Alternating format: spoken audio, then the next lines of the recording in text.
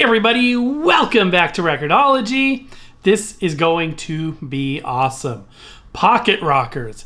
I've been looking forward to hopefully having the opportunity to do this show for many years.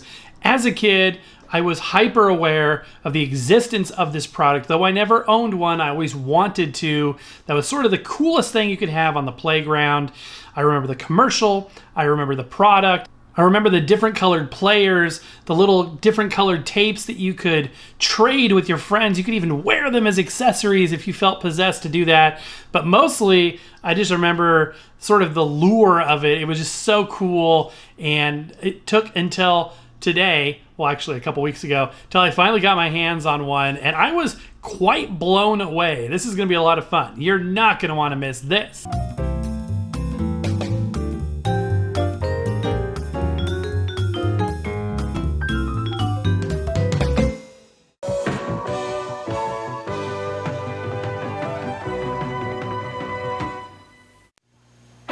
Come pocket rockers, tiny tapes, tiny players.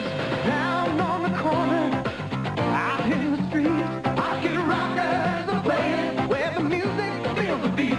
Pocket rockers, play 'em here, wear 'em anywhere. Down on the corner, out in the street, pocket rockers are playing where the music feels the beat. Tiny players, tiny tapes, pocket rockers, tapes and accessories sold separately, batteries not included, from Fisher-Price. I really never thought the day would come, you guys, when this would arrive in my life. And actual pocket rockers.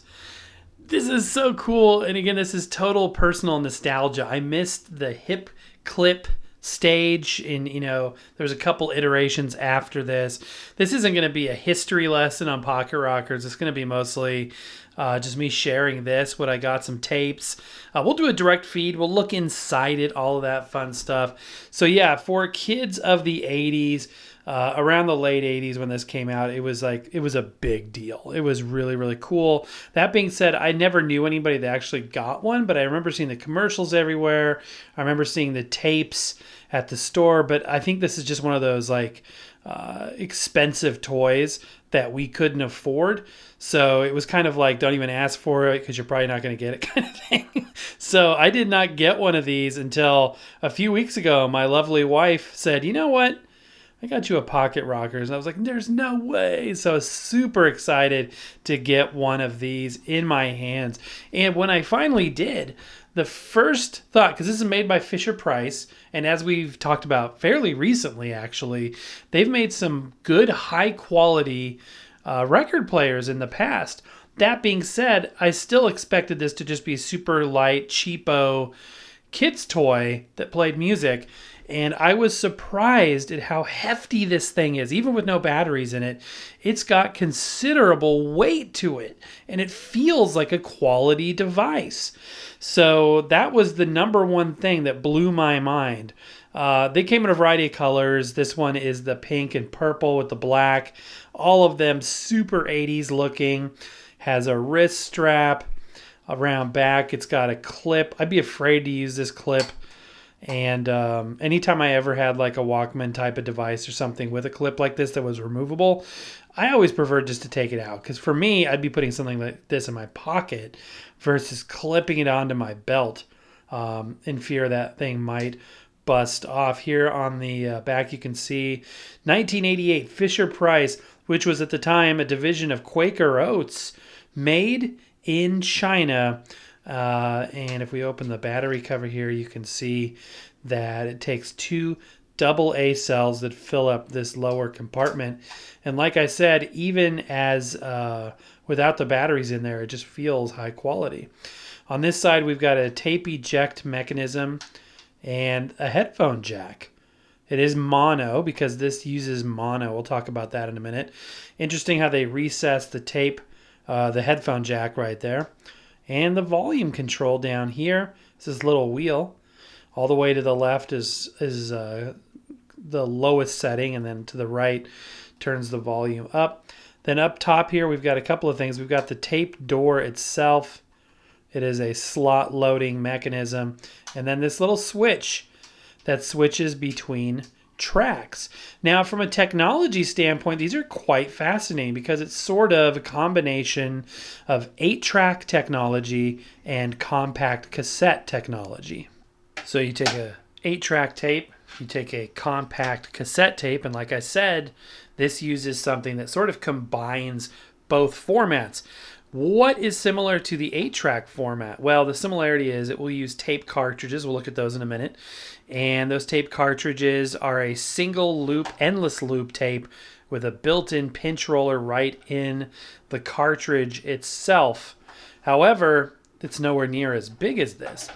So how is it like a compact cassette? Well, in the terms of the compact cassette, it uses the same tape size, 1/8-inch tape, as a compact cassette, and the tape moves at the same speed, 1 7/8 inch per second. So you take this plus this, and you get this. Now you may think, wow, that's got to be the smallest tape cartridge of all time.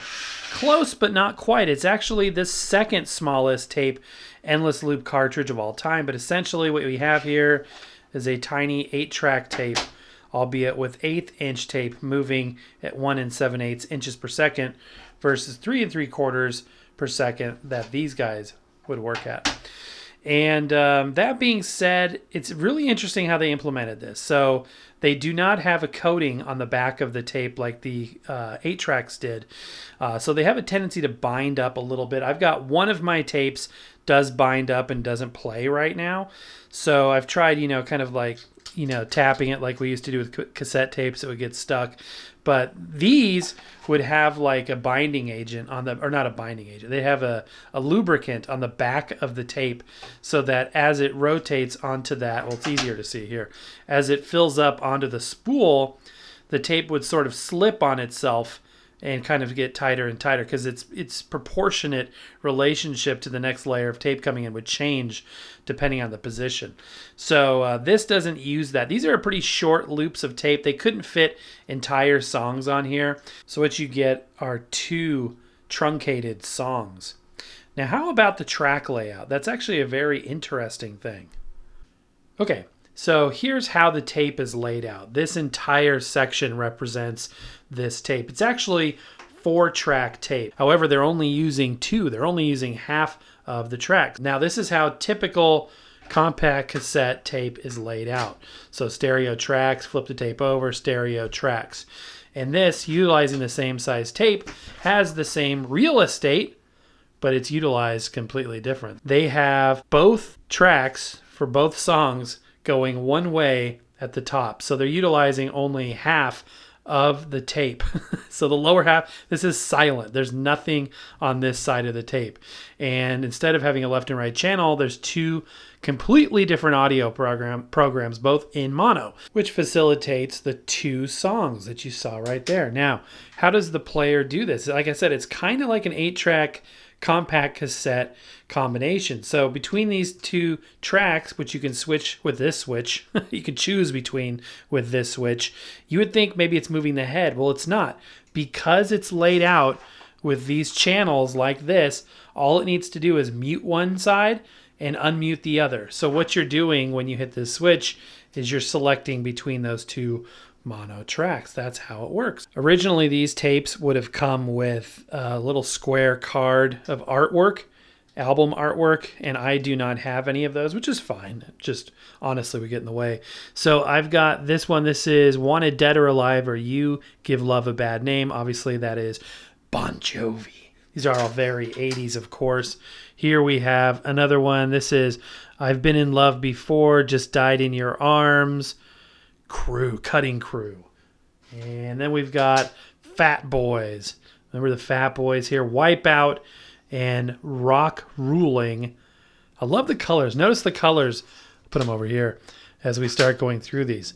Because it was wearable fashion in addition to listenable audio. You could clip these on. Wouldn't you feel kind of silly today? Clipping things on you that are, I guess not. It's a fashion/music format. That's kind of an interesting marketing angle. Next, we have this really cool, and I love these neon colors. To me, these are super nostalgic. La Bamba and Tequila. The artwork on these is also just super cool. I'm flipping them over because the colors are cool. Got a couple of Tiffany tapes now. Tiffany opted for the face on both of these here. I don't know. Probably Tiffany had nothing to do with this. Probably the marketing company, the record label. And they licensed about 50 or 60 titles, maybe 70 titles, thereabouts. I have 7 tapes.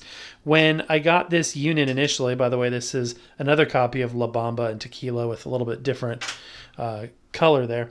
When I received this awesome gift, it came with 1 tape, and then we purchased another one, and then eventually I found a lot, 5 for $30. It was just a killer deal, so I snagged that up. Pricing on this stuff is expensive, and that's what's really kept me away. I never thought I would own one because the Pocket Rocker machine itself is well over $100. Anywhere you look, it's hard to find it cheaper than that in working condition.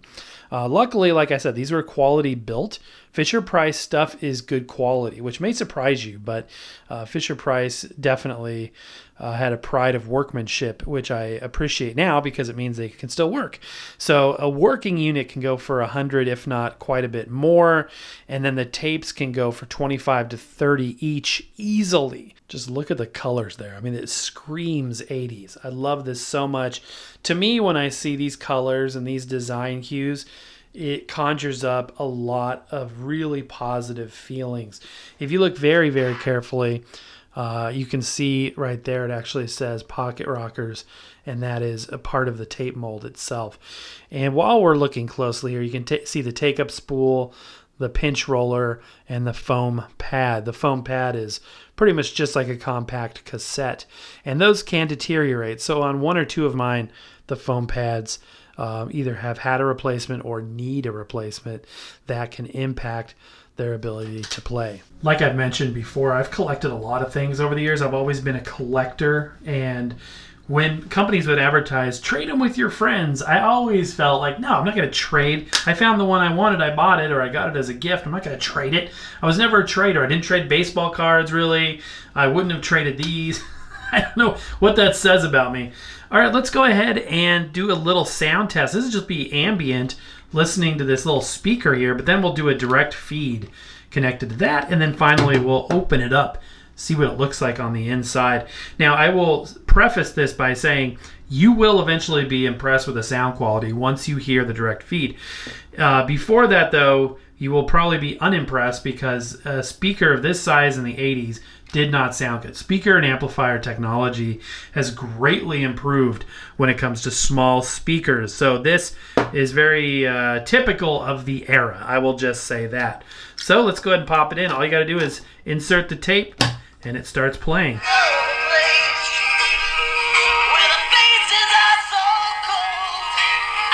And then you switch tracks.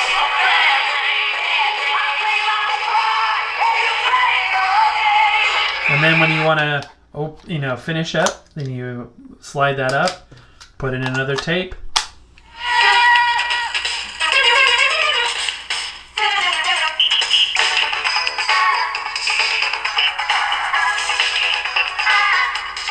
Yeah, it's not the most high quality sound, right? This is definitely, to a degree, form over function, but it's still awesome.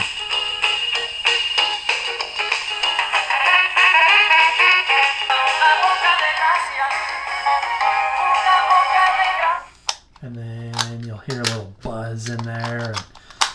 Yeah, good stuff. This may be the tape that doesn't work for me. Yeah, it's squeaking. I think this particular one is just bound. Like, I think that it's so tightly wound or something going on there.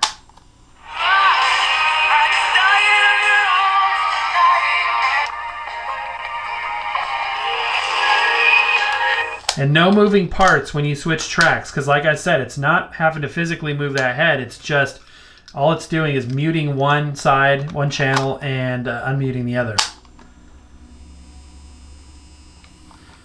And it's endless loop, so there's no rewinding, there's no fast forwarding, and you just get what you get. This one doesn't appear to be playing either. I may have 2 with an issue here. Yeah. Oh, there we go. I was just in the middle there. It's got a splice just like an 8-track.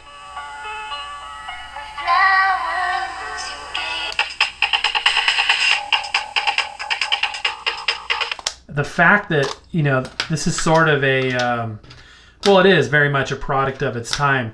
Not only is the design side of things very 80s, but obviously the music is too. Because this format, it came and went pretty quick. I mean, this is like 1 or 2 seasons, summers, which is pretty much the way we measured time back in the 80s. This one isn't playing it. So I got a couple of tapes that aren't playing, but you get the idea.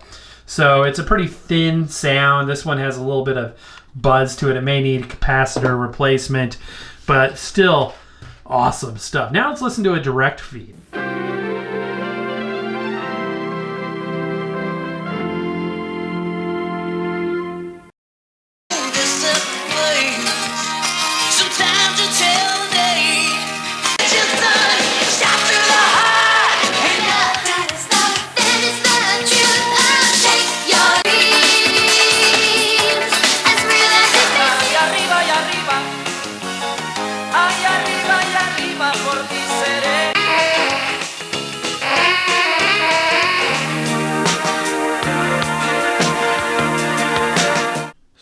Obviously not perfect, but not too shabby. I mean, I feel like pretty much the full frequency is there. It's just a matter of the amplification, the speaker, and obviously an older circuit, playing it back, but not terrible whatsoever. I always keep these tapes in the shop because this is cool, but this is equally as cool. Just the media itself. This would be cool to have even if you didn't have a player, just because it's so nostalgic.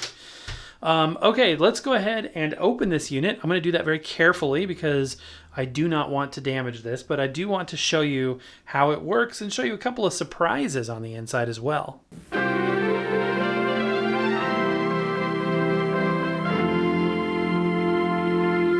Okay, so there were 4 screws, 1, 2, and then under the battery compartment door 3 and 4. Also want to mention too that it does have a trim pot for adjusting the motor speed. I mean, just something you would never imagine would be on a kid's toy, right? All right, so let's go ahead. Looks like we're still hung up a little bit here. I want to make sure that this goes back together in one piece because, like I said, I don't want to damage it. I don't want to damage it. These things are just too valuable. Okay. So close. All right. The big reveal. Nothing really. Oops, do not want to lose those screws. Nothing on the back side here. Just the molding itself. But here is where all the action is occurring. That is basically a full-size motor, full-size cassette motor. And on the bottom there we see the speaker. It says 8 ohms and 0.2 watts, Korea. And a couple, this is a little JRC chip on there. And besides that, not a whole lot going on there. You can see the head is stereo like we discussed. And it's offset. Obviously that aligns with that open area on the tape. And then the capstan right there drives the tape, playing with the door open. Have to push down on it to get the right angle there. Pretty interesting stuff. I think that's just fascinating. I love seeing how things work. Pretty tight, compact little unit there. Full-size compact cassette tape head, by the way, too. Okay, thankfully I was able to get it all back together. Stuff did start popping off, though, like this spring-loaded door and this thing. And I fiddled with it a little bit. Got it going again. It works still. So I'm glad for that. All right, at the end of the day, it's fun. It's really fun. It's very nostalgic in a weird way because, like I said, I never had one as a kid, but I always dreamed of having one. I always wanted one, and now I do.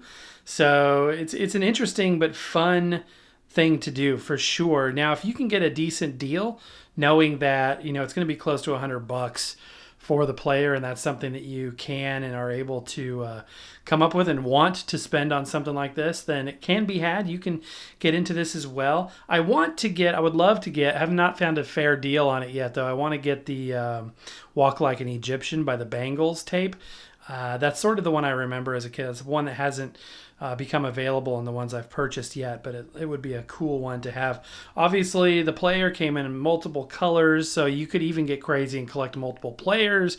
But like I said, that'd get crazy real quick. I saw one listing on eBay the other day. It was like $500 for a player and a lot of tapes. So it can get pricey really, really quick. And again, you would only do it for nostalgic purposes. Like, this would never be anything more than a novelty. It's, even though it does sound surprisingly well through the direct feed, it's never going to be like your go-to source for high fidelity analog audio. It's just not going to be these little mono tapes and fun colors. It's all fun. But mostly, I'm just glad I got the chance to finally do this. I hope you do as well. Hope you had fun watching this, even if you have no intention on ever buying this or whatnot. Sometimes it's fun just to share, and that's what we're doing here today. All right, my friends, and that is going to do it. Thank you so much for being there. I hope you had fun with this one. It was a blast putting it together. I've been looking forward to doing this for quite a long time. Now, speaking of shows and what's coming up next, we've got a lot of fun stuff planned. Some stuff that we've been orchestrating in the background for weeks and months now, stuff that is finally coming to fruition. So stay tuned very shortly for some very fun content. As always, tell your friends about the channel. Subscribe if you haven't done so already. And don't forget to hit the bell notification, select all notifications, and then make sure your device notifications are turned on so that when we go live, you get those notifications, because we do giveaways. And we've got quite a few giveaways coming up, and I'm excited to share that with you. Plus, I just love hanging out with you on a live show. If you've never been on a live show, it doesn't time out for you in your area, you can watch replays of some of our live videos. We keep maybe about half of them posted after the fact. But it's a blast, and we'd love to have you there. Don't forget about our custom 45 adapters, linked down below. Don't forget about our merchandise, also available down below. But mostly, I just want to say a huge thank you to you for being there right now and watching this video. Thumbs up if you haven't done so already. Thank you so much. Happy record hunting, my friends. Happy miniature tape hunting, whatever it is. Just have a blessed day. And we will see you next time.